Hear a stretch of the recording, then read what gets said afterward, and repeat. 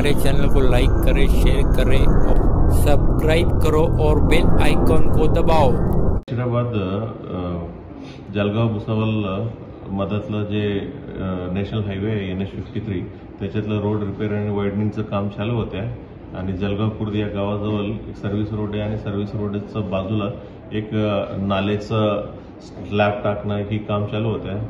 परवा म्हणजे 10 तारीख सायंकाळी 8 वाजेपर्यंत त्याचं काम चालू होतं। नंतर जे कामगार 3 लोक होते ते सर्व्हिस रोडमध्ये झोपून गेलं आणि सकाळी 6:30 वाजता आपल्या पोलीस स्टेशनला माहिती भेटली की जे 3 माणसं झोपून होते त्याच्यावरती कोणतीतरी गाडी चाललं आणि स्पॉटवरच त्यांची डेथ झाल्या म्हणून माहिती पडलं।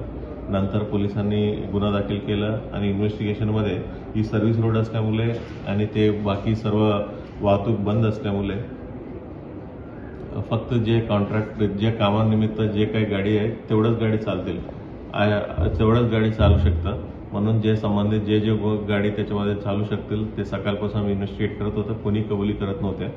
शेवटी आपला एक छोटी सीसीटीव्ही फुटेजच्या मदतीनं आपण एका गाडीनं झिरो डाऊन केलं। त्यांनी सकाळी 5 वाजता तिथं गाडी गेलं होतं आणि लवकर निघून गेलं होतं। ती आमच्याकडे कबुली करत नव्हतं, पण सीसीटीव्ही फुटेजच्या आधारित आम्ही त्यांना संबंधित आरोपींना आम्ही निष्पन्न केलं आणि त्यांना अटक देखील केलेलं आहे। आरोपींचं नाव आहे जे ड्रायव्हर होते प्रकाश कुमार सुदामा प्रसाद पटेल वय 24 वर्ष, जे तिने माहीत झालेलं इस्मानचं देखील नाव आपल्याला ओळख पटलेलं आहे। शैलेंद्र सिंग नथू सिंग राजपूत, भूपेंद्र मितीलाल राजपूत, दोन्ही राहणारा विटा जिल्हा आणि राज्य उत्तर प्रदेश, आणि योगेश कुमार बहादूर हा देखील म्हणजे तिथं माहीत झाले होते।